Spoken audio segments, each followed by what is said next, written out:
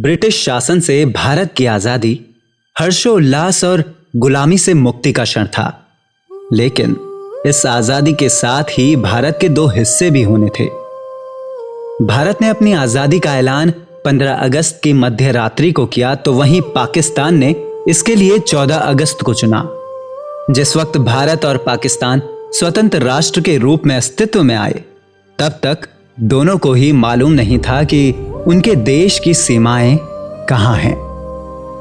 यानी हम आजाद हुए, एक राष्ट्र के दो हिस्से भी हुए, लेकिन सीमाओं का कोई अता पता नहीं। सिरिल जॉन रैटक्लिफ, इनको भारत पाकिस्तान के मध्य सीमा रेखा खींचने का दायित्व सौंपा गया था। हालांकि इस पद के लिए चुने जाने तक रैटक्लिफ ने कभी भी भारतीय धरती पर अपने कदम नहीं रखे थे।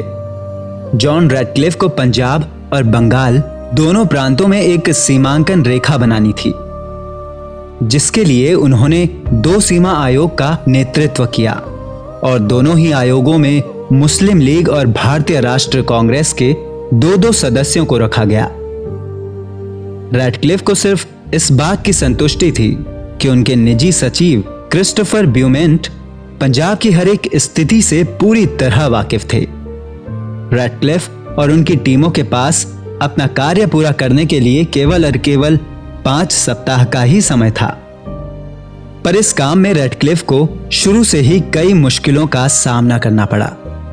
वो विशेषज्ञों की सहायता लेना चाहते थे, लेकिन तय समय सीमा में काम को पूरा करने के लिए उन्होंने ऐसा नहीं किया।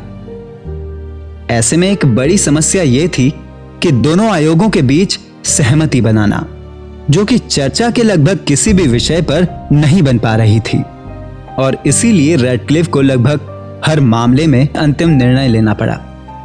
रैटक्लिफ के सामने कई ऐसे मंजर आए जब उन्हें किसी एक गांव को बीच से ही बांटना पड़ा। कई ऐसे घरों को बांटना पड़ा जिनके कुछ कमरे भारत में आए तो कुछ पाकिस्तान में गए। दोनों देशों के बीच की रेखा 12 अगस्त को पूरी तरह तैयार कर ली गई, लेकिन विरोध के डर से इसे लागू नहीं किया गया। 15 अगस्त को दोनों देशों को स्वतंत्र घोषित करने के बाद अंग्रेजी सरकार ने 17 अगस्त को इसे लागू किया। दोनों ही देशों के बीच इस रेखा का नाम इसे बनाने वाले सिरिल जॉन रैटक्लिफ के नाम पर रैटक्लिफ लाइन रखा गया।